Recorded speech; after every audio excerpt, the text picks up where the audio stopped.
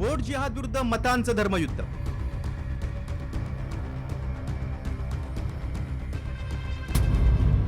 फडणवीसांनी ऐकवला नोमानींचा ऑडिओ.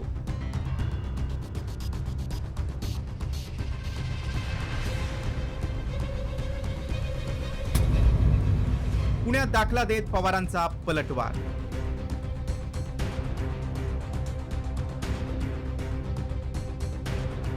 विधानसभा निवडणुकीचा प्रचार धार्मिक मुद्द्याभोवती फिरायला सुरुवात झाली आहे. त्यातच लोकसभेच्या निवडणुकीच्या वेळी सज्जाद नोमानींनी महाविकास आघाडीसाठी वोट जिहाद करण्याचा फतवा काढल्याचा दावा करणारा ऑडिओ फडणवीसांनी पुण्यातील सभेत ऐकवला.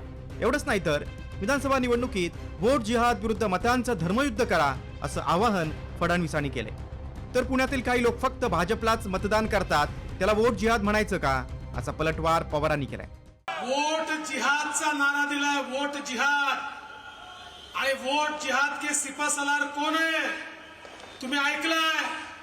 आणि या वोट जिहाद करता हे त्या उलेमांचे तलवे चाटतायत आणि या ठिकाणी सांगतायत दंगेखोरांना आम्ही सोडून देऊ. जर या ठिकाणी वोट जिहाद होणार असेल तर माझं तुम्हाला आव्हान आहे, आता मतांचं धर्मयुद्ध हे आपल्याला देखील लढावं लागेल. आता एक राहिलं तर सेफ राहू. अगर एक है तो सेफ है. पुण्याचा काही भागामध्ये एक विशिष्ट समाज आहे, हिंदू समाज आहे, आणि त्यांनी मतदान केलं भाजपला. त्यामुळे सवय येते की इथं असंच मतदान होतं. त्याचा अर्थ तुम्ही काही जिहाद समजत नाही. वोट जिहाद हा शब्द वापरून विशेषतः देवेंद्र फडणवीस आणि त्यांच्या सरकारने एक प्रकारचा धार्मिक कलर या निवडणुकीला द्यायचा प्रयत्न केलेला दिसतो.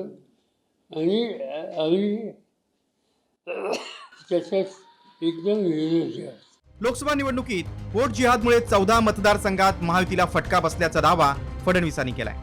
तर फडणवीसांनी वोट जिहादचं गणितच मांडलंय. 5 विधानसभा मतदारसंघात सुभाष भामरे 1,90,000 मतांनी आघाडीवर. एकट्या मालेगाव मध्यमधून शोभा बच्चाव यांना 1,94,000 मतांचं लीड मिळालं. अखेर सुभाष भामरेंचा 3,831 मतांनी पराभव झाला. देवेंद्र फडणवीस काय म्हणतात, धर्मयुद्ध हे का, धर्मयुद्ध आहे का? होय, हे धर्मयुद्ध आहे. आणि हा धर्म कोणता असेल तर हा महाराष्ट्र धर्म ज्याला आम्ही म्हणतो, महाराष्ट्र धर्म हा महाराष्ट्र धर्म वाचवण्यासाठी राखण्यासाठी हे आमचं धर्मयुद्ध आहे.